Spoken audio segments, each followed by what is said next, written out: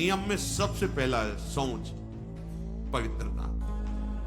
आपका उठना बैठना, खाना पीना, देखना सुनना, चलना फिरना भगवत स्मरण करते हुए पवित्र भाव से, और शरीर को भी पवित्र रखना। देखो, जिनको ऐसा सौभाग्य नहीं मिला है, गृहस्थी में नाना प्रकार के कार्यों में रत है, तो पवित्रो आ सर्वावस्थांगतो विवाह, जैसी भी स्थिति में हो तुम राधा राधा बोलो।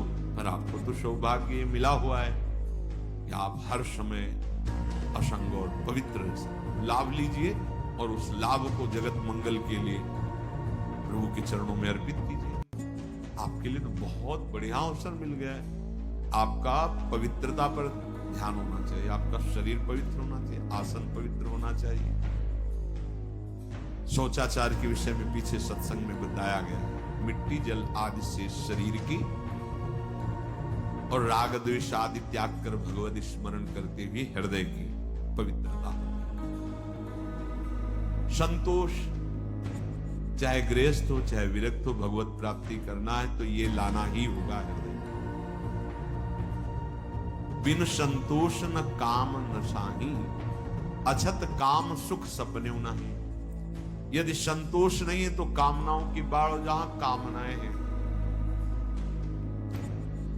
कोई तो कहते कि मांस वगैरह खाते हैं और आपके आदेश से हम ब्रह्मचर्य का विवाह करना चाहते हैं, त्रिकाल में नहीं कर सकते। राक्षसी भोजन पाओगे और तुम ब्रह्मचारी बनोगे, तुम आसुरी प्रवृत्ति धारण करोगे, और सच्चिदानंद में बिना चित्त जोड़े तुम इन दिव्य व्रतों का पालन कर सकते हो? कदापि नहीं। अरे यही तो दुष्टा रसेंद्री, यही तो भ्रष्ट करती है।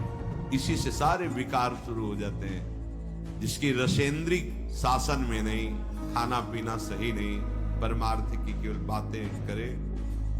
क्या राक्षसों को ज्ञान नहीं था क्या? दैत्यों का ज्ञान नहीं था क्या? आप देखो, जब वो अपने परिवारजनों को उपदेश करते हैं ना किसी संकट में, तो पूरे ब्रह्म ऋषि जैसा बोलते, ज्ञान है। ऐसा नहीं कि नहीं ज्ञान, बहुत बोल रहे, लेकिन आचरण में बिल्कुल ज्ञान नहीं है, तो इसीलिए तुमको राक्षस कहा गया।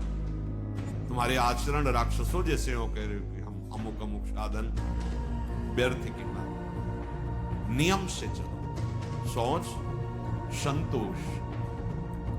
भगवत कृपा से जैसी भी परिस्थिति तुम्हें दी गई है, जो भी धन भोजन परिवार जैसा या विरक्त मार्ग जैसा, संतुष्ट रहो।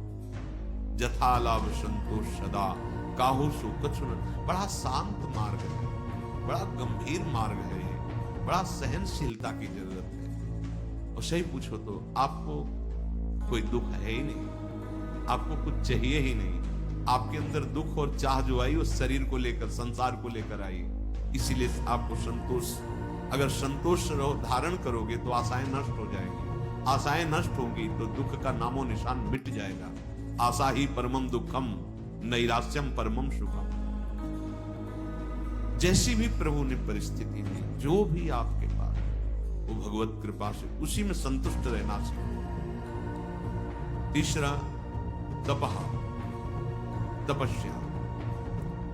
अब भगवत मार्ग में जो आपको नियमावली दी गई है, उसके पालन में प्रमाद नहीं होना चाहिए। ये भगवत कृपा से जो भी सच्चे मार्ग का पथिक है, उसमें देखने को मिलेगा।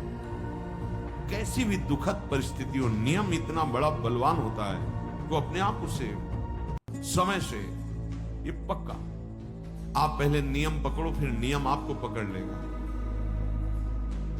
भारी से भारी कठिन परिस्थिति में भी नियम में बड़ा बल है। अपने आप दिनचर्या को, जिसकी आसक्ति हो गई दिनचर्या में, वही उत्तम उपासक है। अगर 3 बजे से आपकी दिनचर्या है तो 2:45 बजे आप आके बैठ गए। 6 बजे जाना है, 6 के बाद प्रणाम करके सबसे नाम जप करते। ऐसा नहीं कि हम फिर 4:30 बजे आ जाते हैं, 1 घंटा गए तो हम हैं।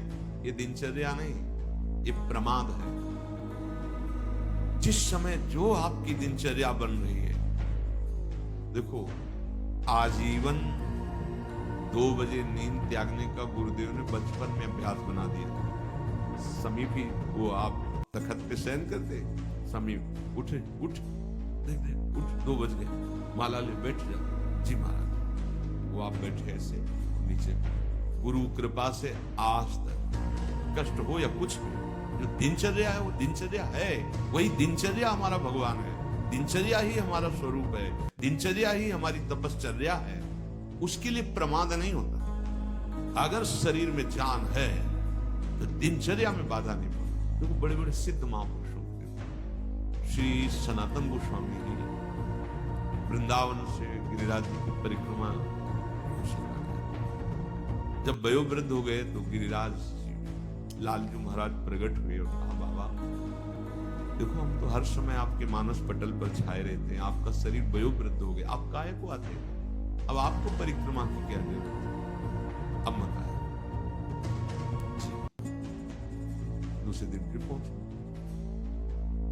लालजू ने कहा था बाबा क्यों आ गए आप, हमें पीड़ा होती है, आपका बहुत वृद्ध शरीर, प्रभु रहा उस शरीर का एक अभ्यास रहा नहीं जा रहा है। तो वो आज भी श्री राधा दामोदर जी में चरण चिन्ह, गौका बंसी, लकुट, ये चिन्ह रख के दिए, आप 4 परिक्रमा कर लो, पूरी गिरिराज जी की परिक्रमा का स्वरूप हो जाएगा।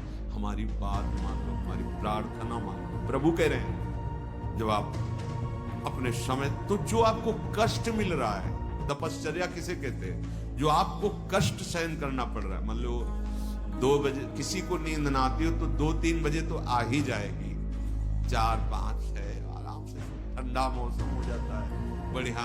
यहाँ 1:30 बजे से शुरू हो गया है। अब जो नींद का समय तो इसमें जा रहा है।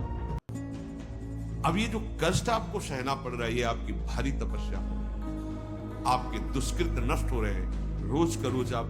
और हम सिद्ध महापुरुषों को देखा है, ये 2 बजे की दिनचर्या बड़े बड़े सिद्धों में देखी, चैनपुर में तो स्वामी श्री मग्नानंद से 2 बजे पूरा परिकर सहित 2 बजे। अरे भगवत प्राप्ति के लिए जीवन मिला, सोने के लिए थोड़ी मिला है, थोड़ी देर विश्राम कर लिया, लग गए दिनचर्या में। जब ज्यादा शिथिलता हुई तो दिन में 1-8 घंटा विश्राम कर लिया। भगवत प्राप्ति करनी है, यहाँ सो के समय थोड़ी गंवाना है, यहाँ भोगों की भूल भुलैया में थोड़ी फंसना है, प्रभु के पास चलना है, अपने स्वरूप में स्थित होना है। तो जो आपको नियम मिला है उसमें, वो नियम ही क्या जिसका निर्वाह न करो, और निर्वाह करने में तो कष्ट मिलता ही है। नियम पूर्वक कोई कार्य किया जाए तो फिर कष्ट कोई परवाह नहीं की जाती है, और कष्ट न हो तो नियम कैसा। नियम का वही मतलब है कि कितना भी कष्ट आवे आपका नियम नहीं टूटना चाहिए। साधक की ऐसी दिनचर्या होनी चाहिए। इस समय, हाँ इस समय तो सत्संग में होंगे, इस समय तो श्रृंगार में, पूरी जीवन की दिनचर्या होनी चाहिए। अब पूज्य सदगुरुदेव भगवान 25-26 वर्ष से तो वही दिनचर्या नहीं, उतनी दिनचर्या वही राइट टाइम, कोई उत्सव सेवा बधावा में समय का थोड़ा परिवर्तन, दिनचर्या वही। सहचरी भाव की रस का रसास्वादन कराने वाली दिनचर्या। अगर हमारी दिनचर्या ठीक नहीं तो ब्रह्मचर्य ठीक नहीं है, दिनचर्या ठीक नहीं तो प्रमाद स्थिति है, दिनचर्या ठीक नहीं तो आपका भगवत प्राप्ति लक्ष्य नहीं बना है। नहीं तो दिनचर्या में आपका कोई भी गुंजाइश, दिनचर्या पर कृष्णाश्रम स्वामी जी बड़े बड़े महात्माओं को देखा है, सुई की घड़ी की सुई की नोक में दिनचर्या, 1 मिनट का अंतराय वो मन को अपने वश में कर लिए, इंद्रियों को वश में कर लिए। अपने नियम पालन में, धर्म पालन में, साधन मार्ग में जो कष्ट मिलता है, शीत उष्ण मान अपमान, इन सबको सहना यही तपस्या है। अब आप ब्रह्मचारी हैं, कभी कभी काम की वृत्ति आती है, वो आपको जलाती है, प्रेरित करती है, शांत, किसी से कहना नहीं, कहने से सत्ता दृढ़ होती है कि आज हम बहुत विकसित हैं, शांत, कैसे हो, मुस्कुरा, हाँ ये कोई परेशान, जोई जोई प्यारो करे सोई राधा, सत्ता ही खत्म। स्वाध्याय आचार्य ग्रंथ का, महापुरुषों की वाणियों का, शास्त्रों का स्वाध्याय नियमित होना चाहिए। जैसे अपने यहाँ वाणी गए नियमित स्वाध्याय होना चाहिए। और ईश्वर प्रणिधानानि, अपने आराध्य देव जो गुरुदेव ने बताया, अपनापन तभी सिद्ध होता है जब गुरु प्रदत्त होता है। अपनी मान्यताएं बदलती रहती हैं, लेकिन गुरु प्रदत्त जैसे अपने को गुरुदेव भगवान ने दिया, हमारे आराध्य देव श्री श्यामाजू, और श्यामाजू का सुख श्री लालजू महाराज, लालजू के प्राण श्री लाडली जू। तो लाडली जू के महासुख वर्धन करने के लिए उनके प्राणनाथ श्री लालजू में अद्भुत प्रीति, अद्भुत प्रीति।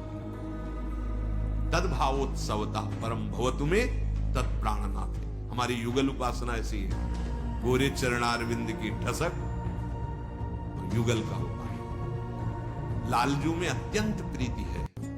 और कैसे है? मेरी प्यारी जू के प्राणनाथ है, प्यारी जू के परम सुख है। तद्भावोत्सवता परम भवतु में तत्प्राणनाथ। ऐसे श्री श्यामा श्याम की ठसक में हर समय रहना, उनके चिंतन में रहना, अहम उनके दासत्व में समर्पित हो जाना, अपना उनसे अलग कुछ भी न रह पावे, उसे ईश्वर प्रणिधान कहते हैं। शौच संतोष तपा स्वाध्याय ईश्वर प्रणिधानानि नियमाः। प्रिया प्रीतम से संबंधित सब कुछ है, कुछ भी ऐसा अलग नहीं होना चाहिए। अपने आप महात्मा हो गए, देख लो। कुछ भी ऐसा नहीं खाएंगे जो प्रियाजू को अर्पित न करें, कुछ भी ऐसा नहीं पिएंगे जो प्रियाजू को अर्पित, कुछ भी जीवन में ऐसा नहीं होगा जिससे प्रियाजू का समर्पण ना हो। अभी सत्य मार्ग के पथिक बन जाओगे। कई लोग तो ऐसा करते हैं कि भोग लगाने के लिए अलग बनाते हो, अपने लिए अलग बनाते हैं। तो आपकी फिर बुद्धि कैसे प्रभु में तन्मय कैसे होगी?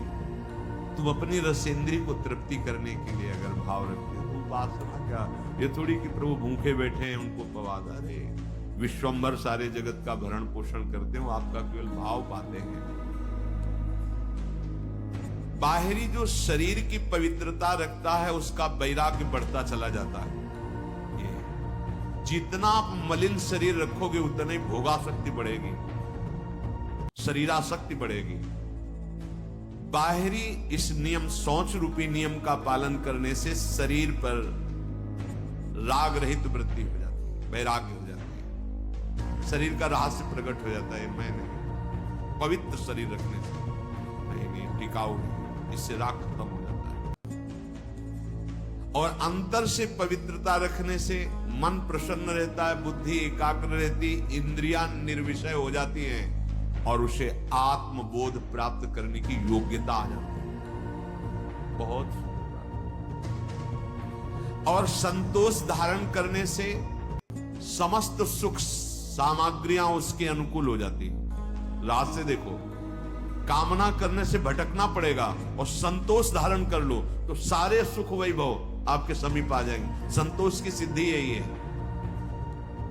और जो अपने मार्ग में चलने वाले कष्ट को सहता रहता है, तब उससे अणिमा लघिमा महिमा दूरदर्शन दूर श्रवण की सिद्धियां अपने आप प्राप्त हो जाती है।